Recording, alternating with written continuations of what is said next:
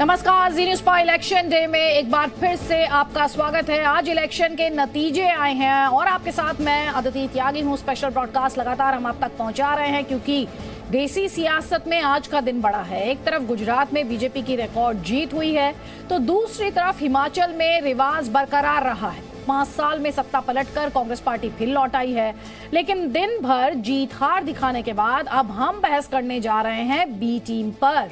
आपने पूरे चुनाव प्रचार के दौरान एक पार्टी को किसी दूसरी पार्टी को बी टीम बताते हुए सुना होगा। कांग्रेस ने यह कहा कि आम आदमी पार्टी बीजेपी की बी टीम है, तो आम आदमी पार्टी ने कहा कि नहीं जी, कांग्रेस ही बीजेपी की बी टीम है। तभी तो 27 साल से बीजेपी को सत्ता से बेदखल नहीं कर पाई गुजरात में।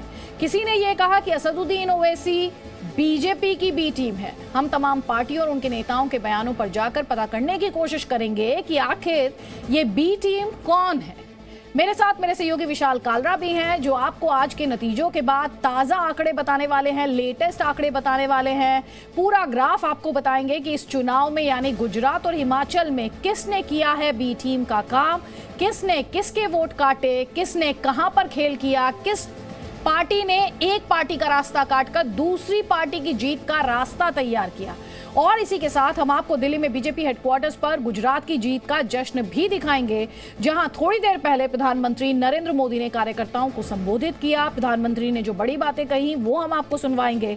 साथ ही बीजेपी अध्यक्ष जेपी नड्डा का एनालिसिस भी सुनवाएंगे जो उन्होंने बी टीम को लेकर अपनी पार्टी के कार्यकर्ताओं के सामने किया।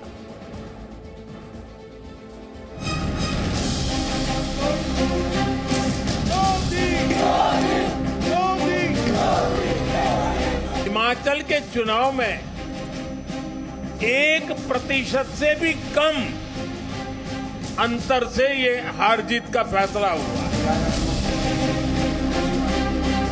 ऐसे नेता को आज नतीजों के बाद सार्वजनिक रूप से माफी मांगनी चाहिए गुजरात की जनता के साथ। जिस तरह जाके अरविंद केजरीवाल जी ने वहां प्रचार किया उसका फायदा बीजेपी को मिला। वो हार रहे थे, इसके लिए उन लोगों ने एक हैदराबाद से टीम बुलाई, एक दिल्ली से टीम बुलाई। ये दोनों टीमों ने कांग्रेस के जो वोट थे वो वोट हमारे काटे। मैं क्या तुम्हारा भाईजान हूं? मैं क्या तुम्हारा दुश्मन हूं? मैं कौन सी टीम का हूं? तुम तीनों बैठ के तय करो। ओवैसी वही स्क्रिप्ट पढ़ता है जो भारतीय जनता पार्टी के ऑफिस से उसको मिलती है। छोटा रिचार्ज बन रहे हैं और 2013 के नरेंद्र मोदी बन चुके हैं। हम पर इल्जाम लगाते हैं कि हमारे लड़ने से भाजपा को फायदा होता। तो हिमाचल की बात कर लेते हैं क्योंकि सिर्फ 1% के खेल की बात कही जा रही है जिससे सरकार इधर से उधर हो गई। रिवाज वही रहा, राज बदल गया। हिमाचल में मुकाबला बीजेपी और कांग्रेस के बीच रहा, इन्हीं के बीच ही रहा। आम आदमी पार्टी हिमाचल में बाद में गई थी और पहले वहां से निकली, लेकिन फिर भी उसने 1% वोट हासिल किया और इसी से सत्ता बदलने का खेल हो गया। सबसे पहले आपको सुनवाते हैं दिल्ली में अब से थोड़ी देर पहले प्रधानमंत्री नरेंद्र मोदी और बीजेपी अध्यक्ष जेपी नड्डा ने हिमाचल में पार्टी की हार पर क्या कहा। हिमाचल के हर मतदाता का भी बहुत बहुत आभारी हूं।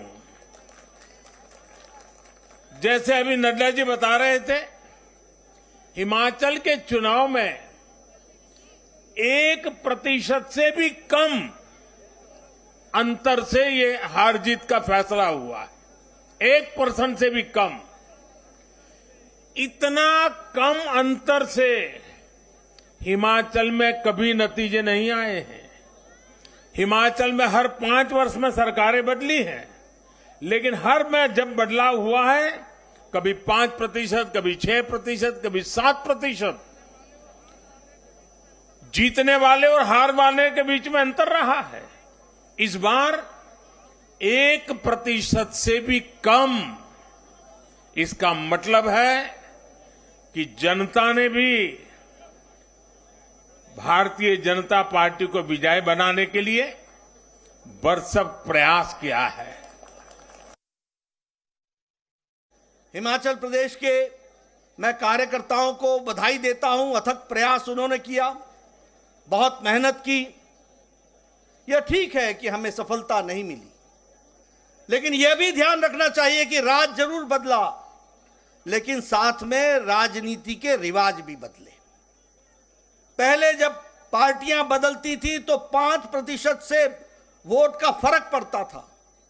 आज ठीक है कि हमारी सरकार नहीं बन पाई, लेकिन हमारे को 0.9% यानी 0.90 यानी 1% से कम वोट से हमारा फर्क रहा है। इस बात को भी हमको समझना चाहिए।